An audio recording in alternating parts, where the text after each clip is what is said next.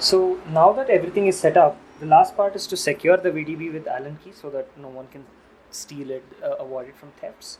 So we have two things. In your box, you'd have an Allen key and an Allen key screw, and these things have to be connected at the bottom in the middle.